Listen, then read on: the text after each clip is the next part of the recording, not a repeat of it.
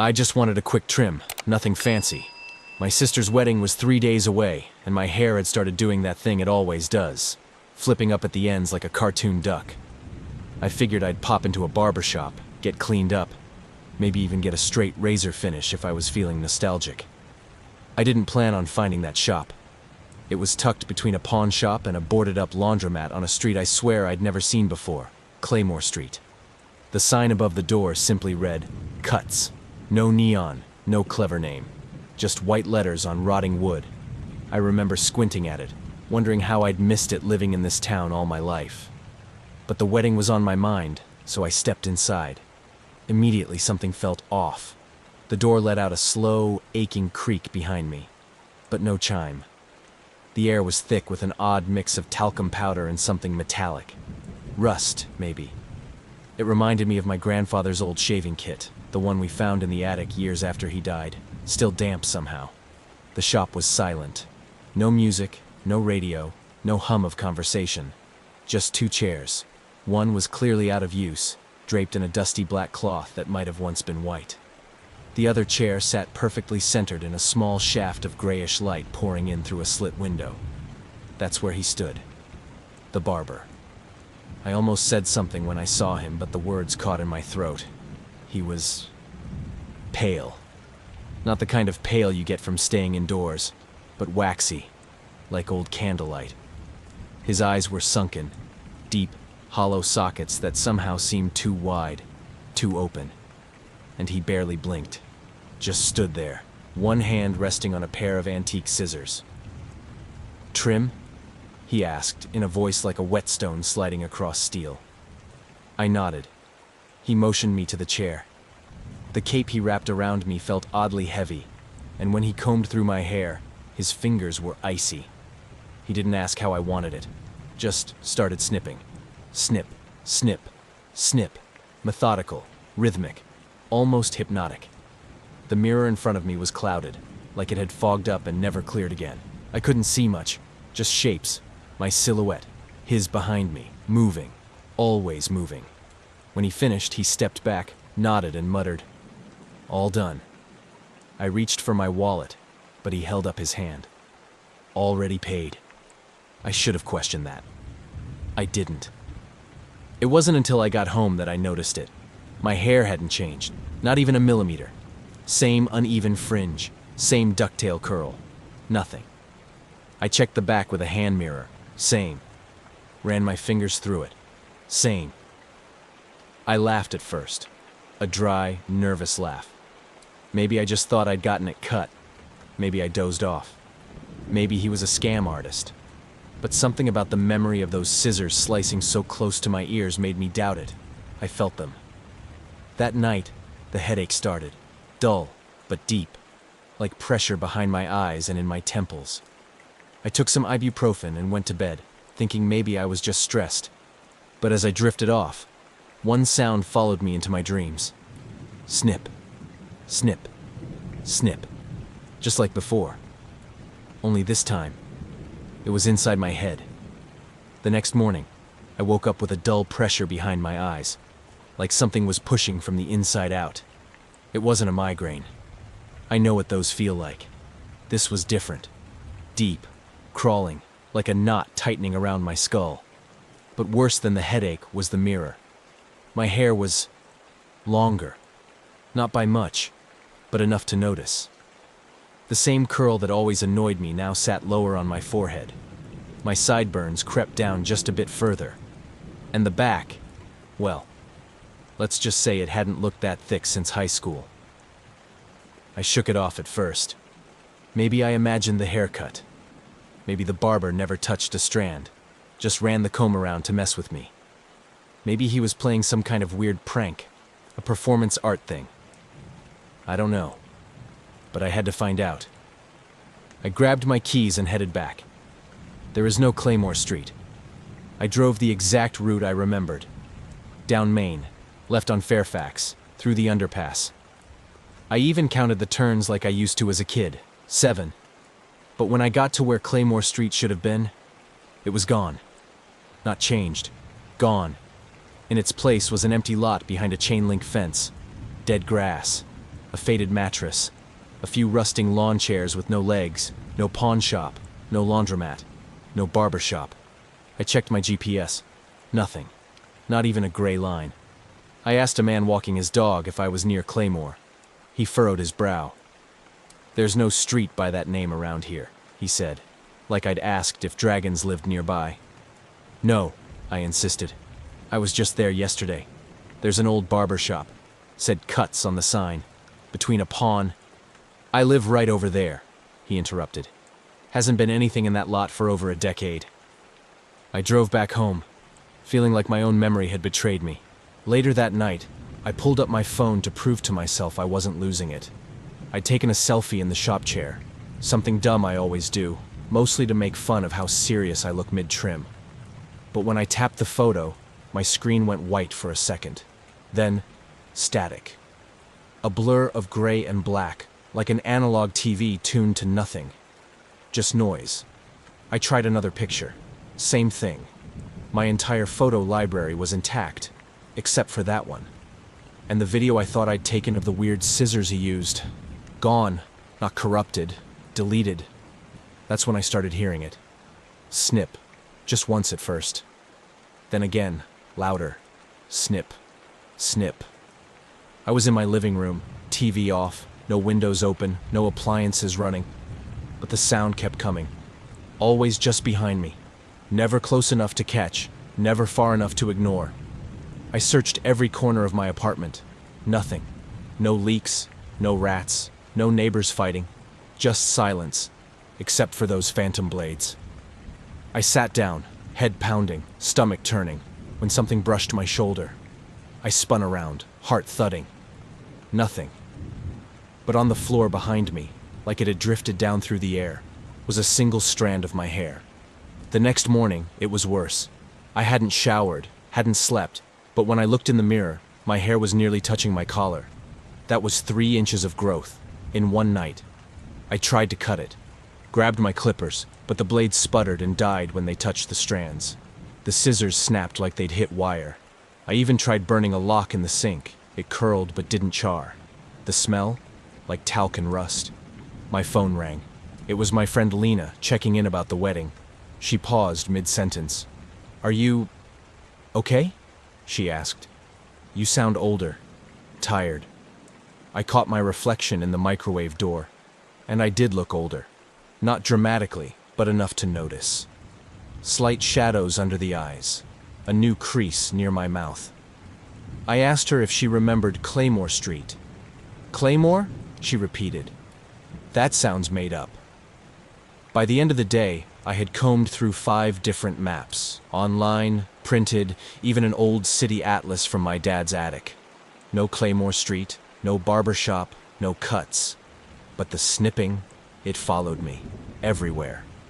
I woke up at exactly 3:17 a.m. to the sound of buzzing. Not in my head, not the usual phantom snipping I'd grown disturbingly used to, but the unmistakable mechanical hum of clippers, real ones. It was coming from my bathroom. At first, I thought I was dreaming. The darkness felt heavy, like I was pinned to the mattress. But the sound wouldn't stop. That low electric whine. A pause. Then that clicking sound when you flick them off. Then, silence. I forced myself up, my heart already beating like I'd sprinted a mile. I walked barefoot down the hall, the floor cold and sticky underfoot. The bathroom door was shut, but light spilled from the gap underneath, flickering like candlelight trapped in a strobe. I don't know how long I stood there listening. It was silent again, but something wasn't right. The silence felt staged, like the room was holding its breath. I pushed the door open.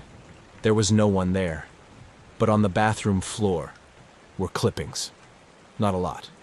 Just scattered tufts of hair. My hair. I touched my head. My crown was uneven. My temples shorter. One sideburn almost gone. On the sink sat my electric trimmer. Still warm. I hadn't touched it in days. The next morning I went to work wearing a beanie. My scalp felt tender, almost bruised, and when I looked in the mirror, I caught the briefest glimpse of him. The barber. Not in full, Just a flash behind me. A pale shape with hollow eyes. Gone in a blink. But it was enough to make me stagger back and knock over my toothbrush holder. It kept happening. Every mirror, every reflective surface. Just quick glimpses, never direct. Never long enough to focus on, but always just close enough to know he was there. Watching. I stopped sleeping. I tried duct taping my bathroom shut. Threw out every pair of scissors I owned. I even slept with a knit hat on, thinking maybe that would help. It didn't. The clippers buzzed again the following night, and the next. By day 4, my hairline had receded dramatically. My eyebrows looked thinner, my beard patchy and brittle. I started digging. That's when I found the others. It started with a Reddit thread called Barber Doesn't Cut Hair.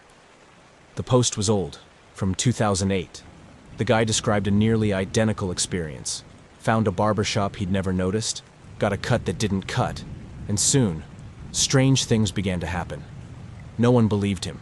His account was deleted a month later, but the comments stayed. One said, "Check the mirror. If he's there, it's already started." Another simply read, "If you hear the clippers at night, it means he's trimming time, not hair." I reached out to a few people who'd commented years ago. Most never replied, except one. An email pinged my inbox 2 days later.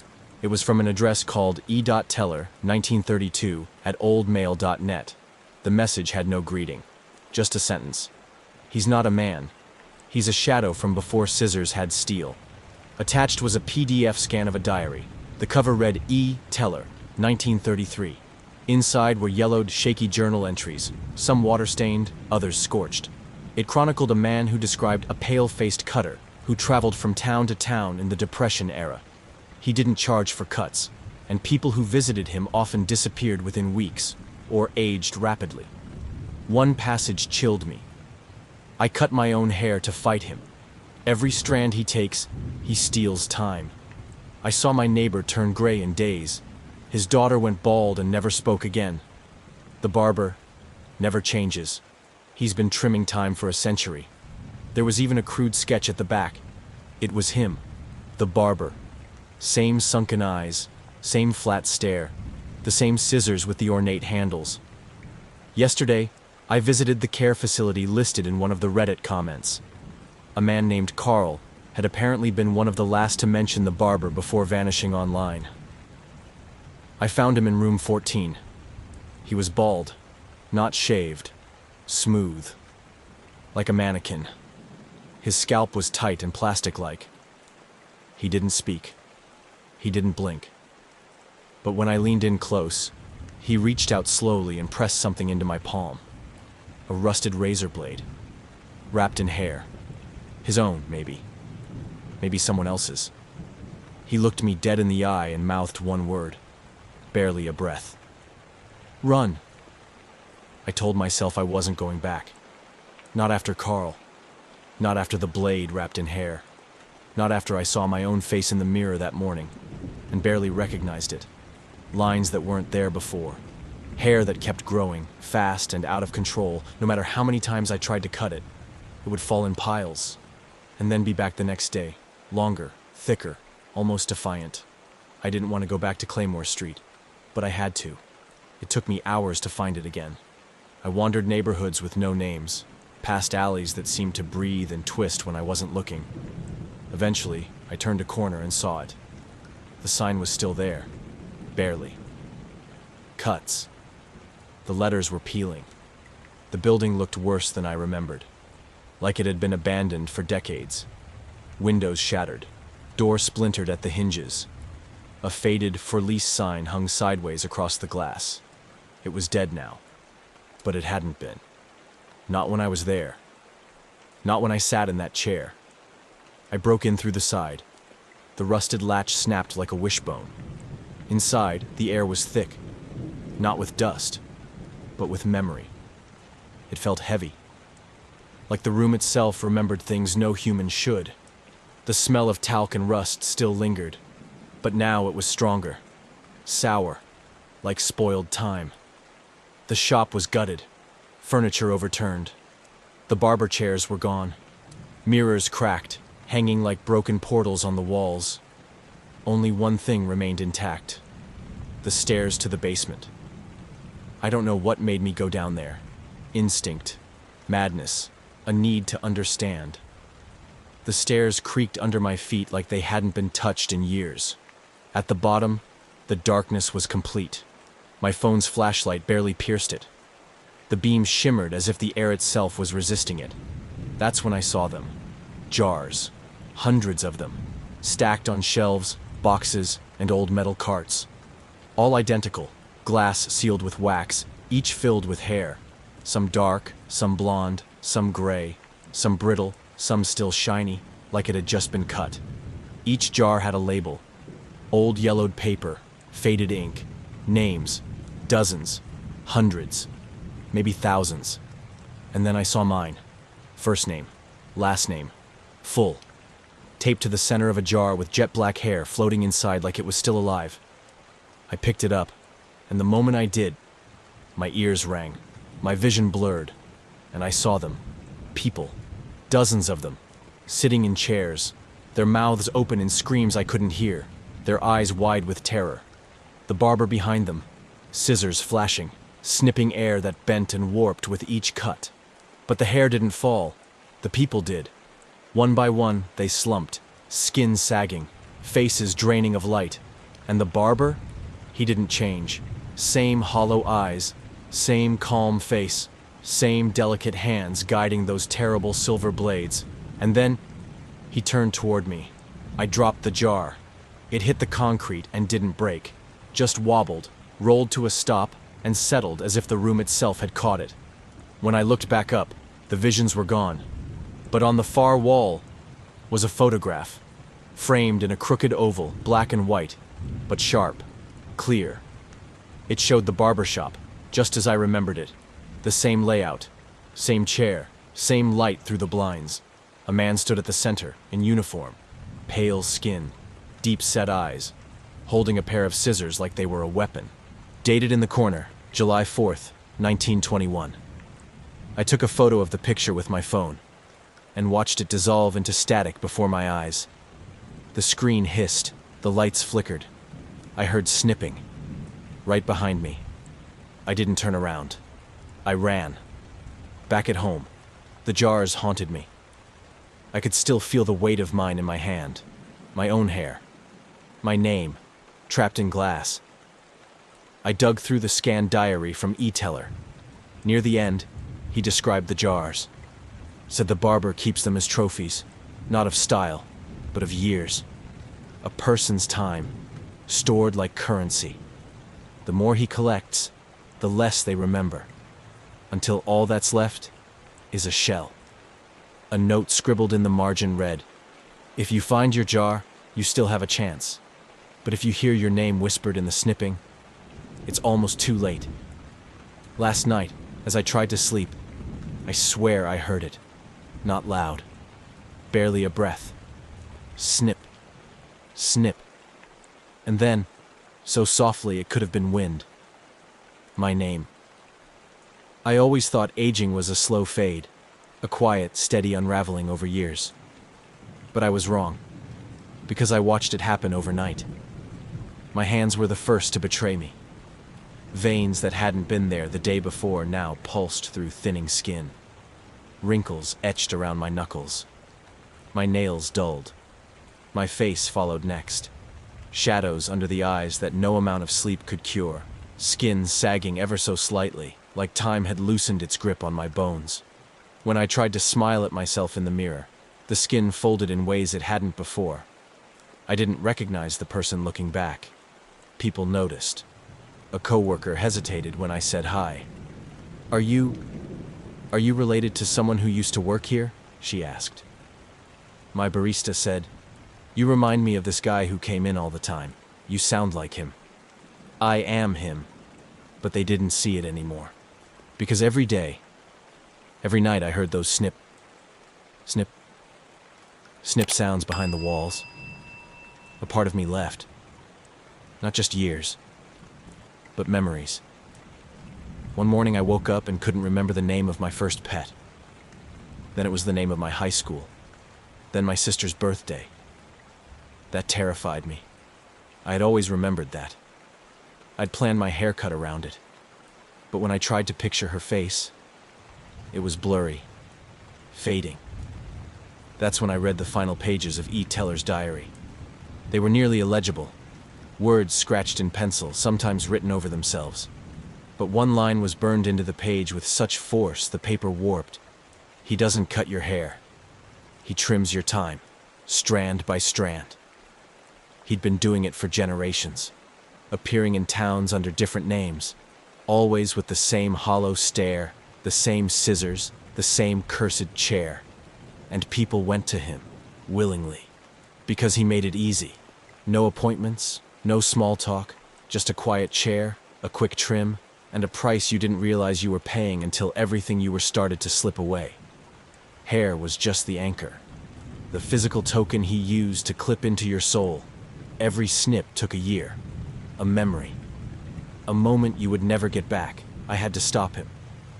But how do you stop something that's barely real, that only exists in shadows and mirrors and corrupted phone photos? The diary offered a hint. An entry from 1934 described how one man tried to burn his own clippings jar. The flame wouldn't catch, but when he placed a mirror in front of it, the jar began to smoke, and the barber appeared in the reflection, screaming without sound. Mirrors, that was the key, not ordinary ones, old ones that remembered. That's what the diary said. Only mirrors made before his time can reflect the soul he steals.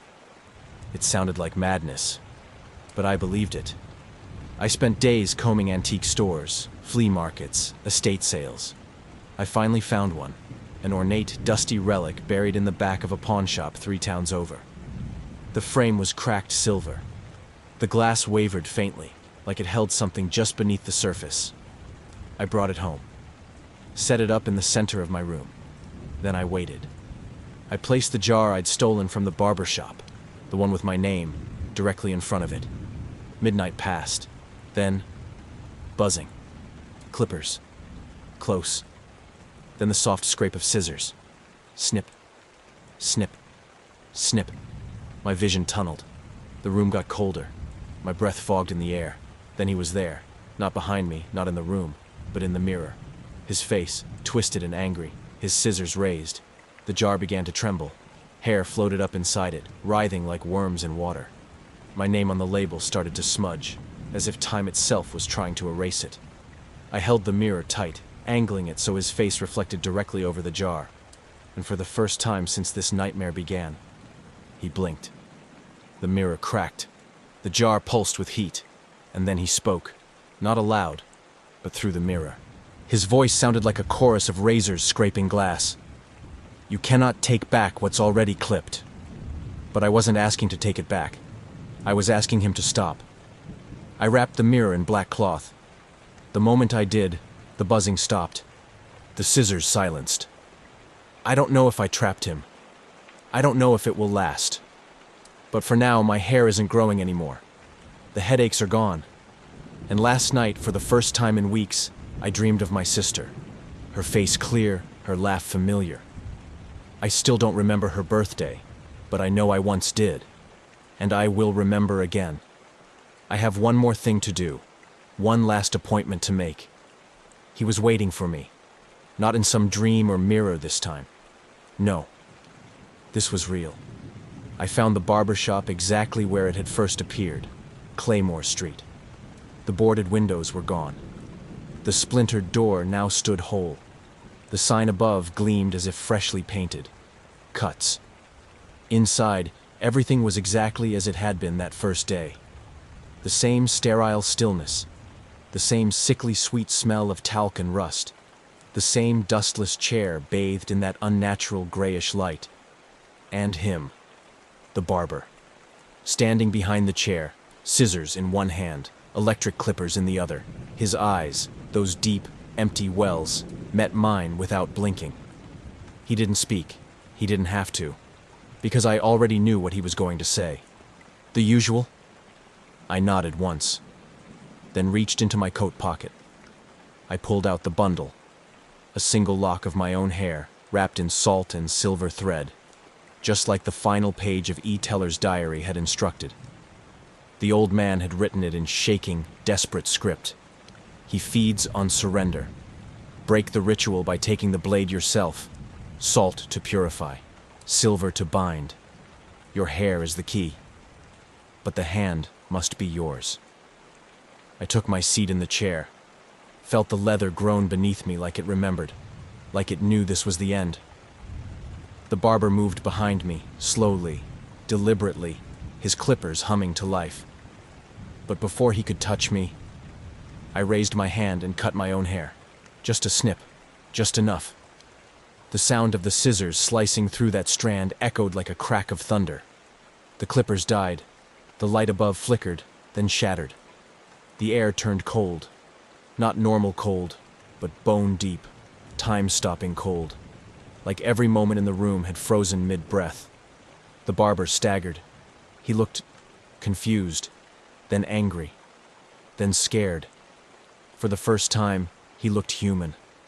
His hands shook as the scissors fell from his fingers and clattered against the tile. He whispered something, low, ancient, cracking like paper. You learned.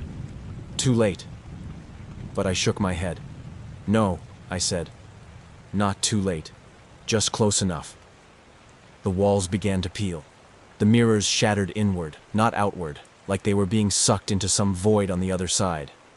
The clippings jar I'd left at the counter exploded, and with it, the shelves below. One by one, every jar burst, releasing a mist of hair and light and soundless screams. Time collapsed around us. The room rotted like fruit in fast forward. Wallpaper curled and blackened. Mold bloomed. The air turned into dust and shadows. And the barber? He dissolved. His skin cracked like porcelain. His hollow eyes caved inward. And then he was nothing more than ash in a neat pile by the clippers, whispering into the darkness. Snip. Snip. And then, nothing. I woke up outside, lying on the sidewalk. Claymore Street was gone. Just a strip of grass where it had once been, bordered by two decaying buildings with no doors. A dead end. I checked my reflection in a car window. My face was younger. My eyes were clearer. But most of all, my hair was normal again. Even, natural, unmoving. Time was flowing again. I could feel it, like a river I'd finally climbed out of after nearly drowning. I went to my sister's wedding that weekend. She hugged me and said I looked rested.